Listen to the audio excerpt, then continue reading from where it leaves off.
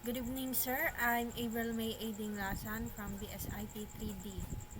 So, for this course output subnetting of networks based on the given network topology, create a video recording, open cam, and audible voice that will demonstrate how do you derive the VLSM subnetting table and addressing scheme of the given network diagram. For video recording, it's advisable to use Studio. So for this, I already created the VLSM subnetting table. I will discuss it. The how for this number of hosts, we will there is also here are the list of the number of hosts from highest to lowest. So 900, the 900 comes from this number of hosts, 900, 765, which is the PC1, 350, which is the PC2, 150, which is the PC4, 125, which is the PC5, 50, which is the PC3, 2 for the router 1, 2, 3. That's for the number of hosts. For the network address, 100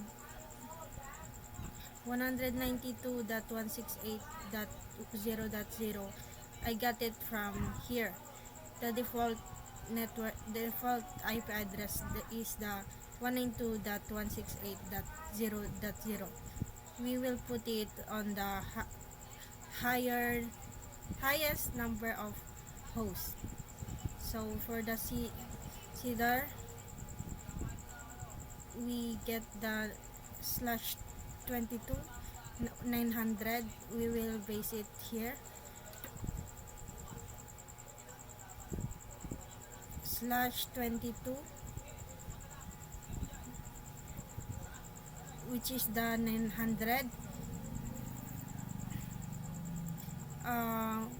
900 is 1022 is the nearest number of hosts of 900. That's why we get it.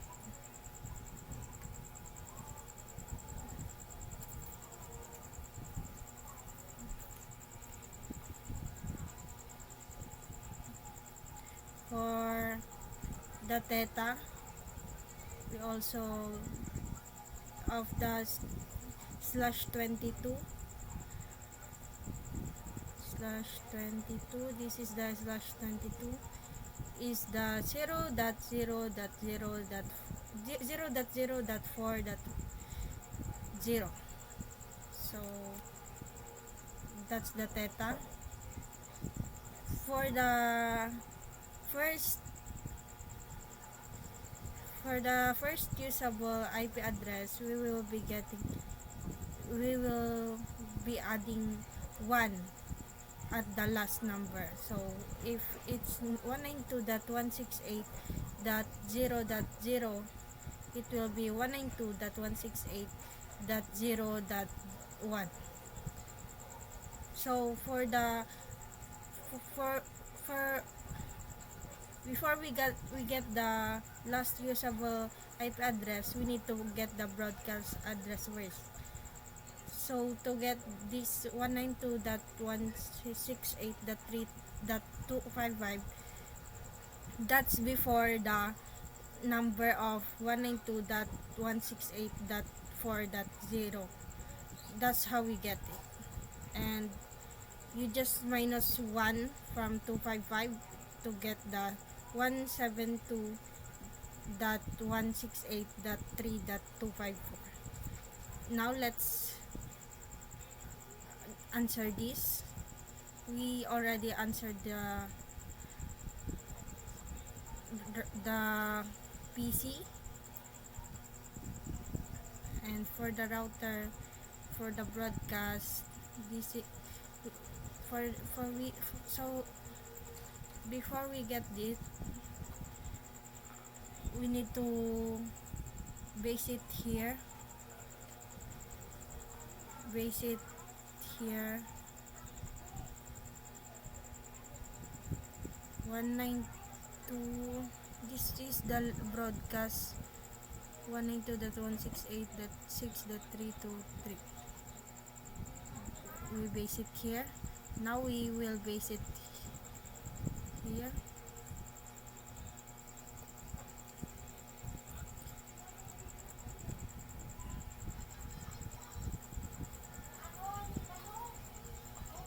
So it will be 192.168.6.327.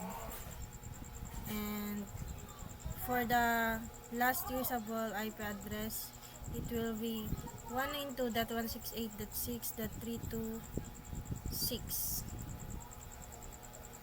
And for the first usable IP address, we just need to add one to this. Instead of 192.168.6.324, it should be 325, same as this.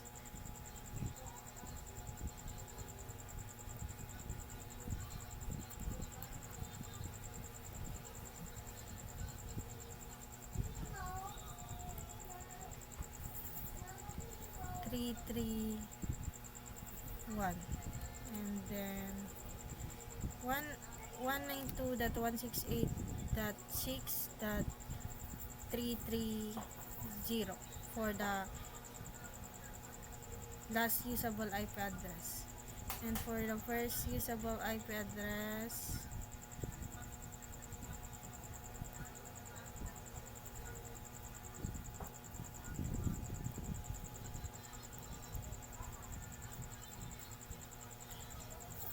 to 329. And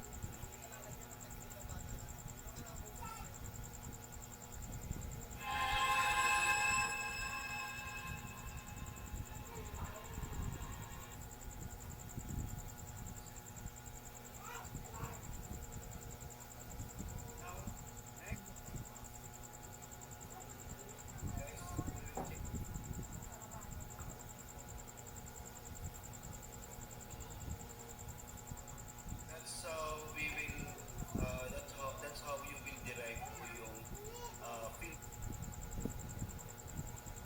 16.7.203. Then here, the last usable IP address will be 172.16.7.19. so to get the last one, we just need to add the 192.168.6.332 to theta.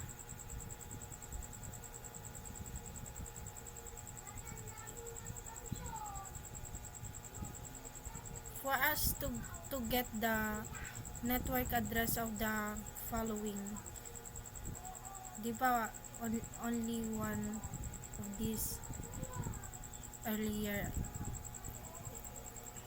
192.168.0. To get the other one, you need to add the 192.168.0.0 to theta 0.0.0.4.4.0 equals 192.168.4.0. So here it will be 192.168 dot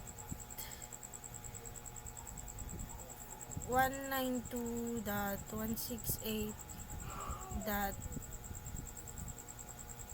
6 dot 33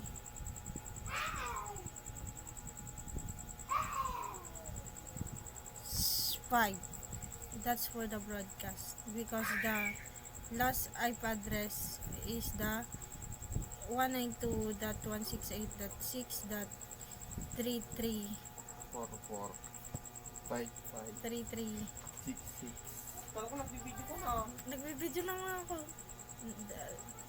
192.168.6.336. And for the first usable IP address, it's just we need to copy this and then add 1. So it will be 333. And then for the last usable IP address, just minus 1 from this, so it will be 334.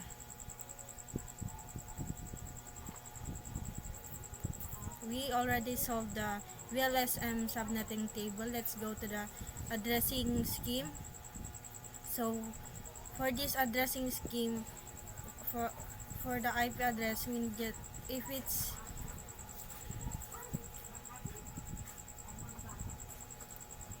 it's router DCE clock, first usable IP address. If it's DTE, no clock, SE, last usable IP address.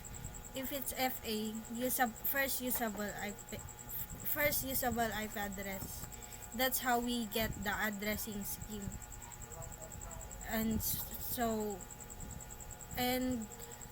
if it's 192.168.6.1, this is the 350. We get it 350/24. The /24 is 255.255.255.0.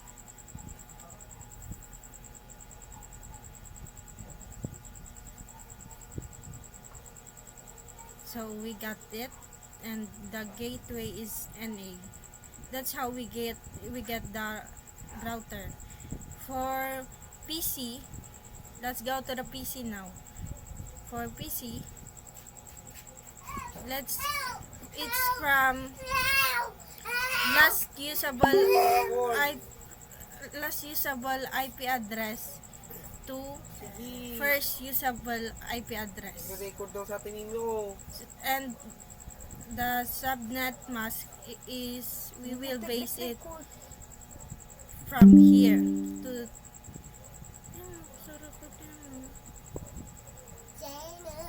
Nagre-record ka?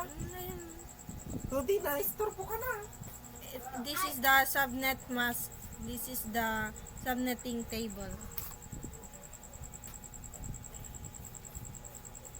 So for PC2, for PC1, PC0 I already recorded NA because there's no PC0. Let's go to the PC2. 350 host. Let's go PC. Last usable IP address first. They are creepy black cats. And then the first usable IP address.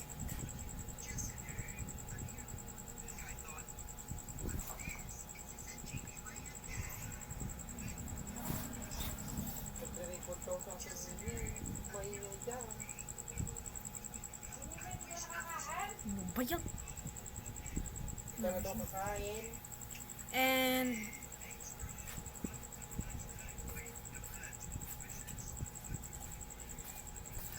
for the this is the /24.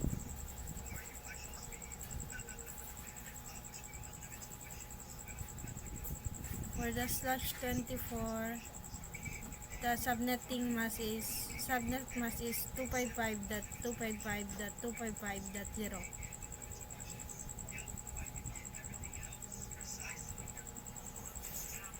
Two five five dot 255.255.0. And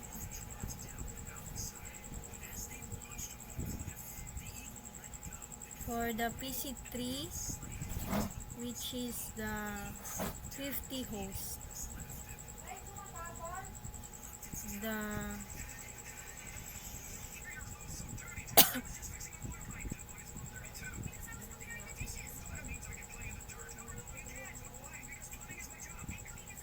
host. Last usable IP address. We will copy this for the IP address, and then the default gateway is the first usable IP address.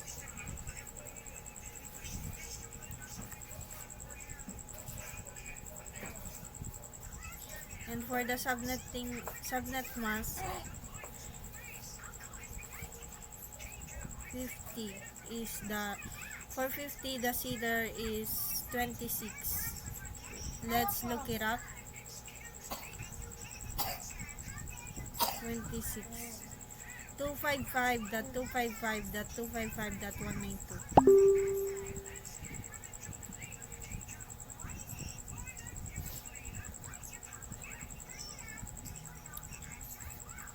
255.255.255.192. And for the PC4, the PC4 is 150 host. 150 host.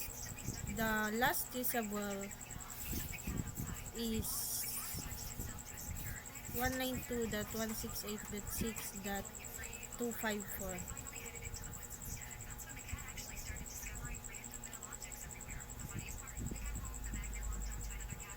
And the first usable is 192.168.6.129. For the /25 is the seeder.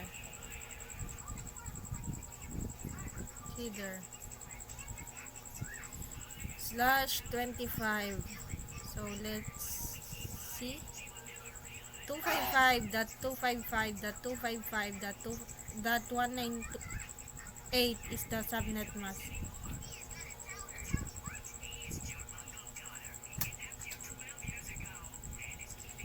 255.255.255.128. And for the PC5, 125 hosts. And for the last usable IP address is 192.168.6.318.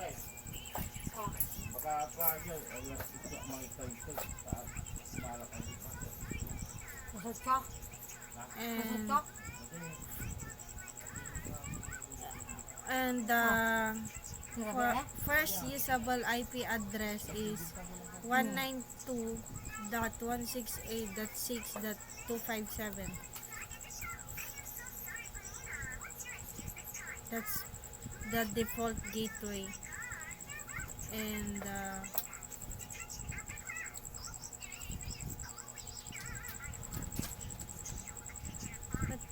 what PC is this again?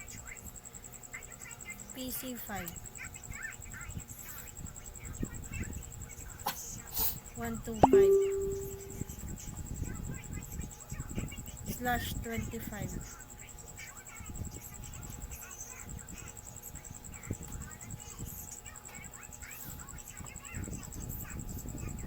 For the /25, the same as the 255.255.255.128.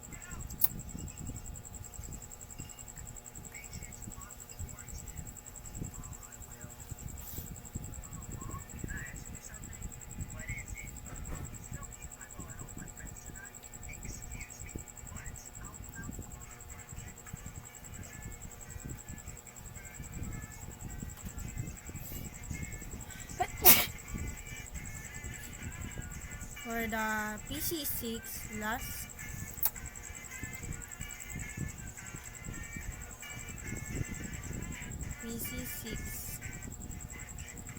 900 hosts. The last usable IP address is 172.168.3.254. That's the IP address. And for the default gateway, we will just look for first usable IP address, which is the 192.168.0.1. And for the subnet mask, before we get the subnet mask, we will look for the CDR, which is the /22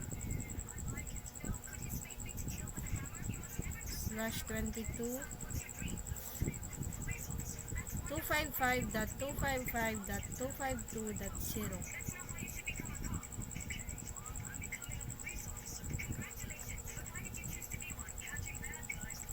255.255.252.0. This is my course output subnetting of networks, VLSM subnetting table, addressing scheme. Thank you for watching, sir. Good night. Sarap.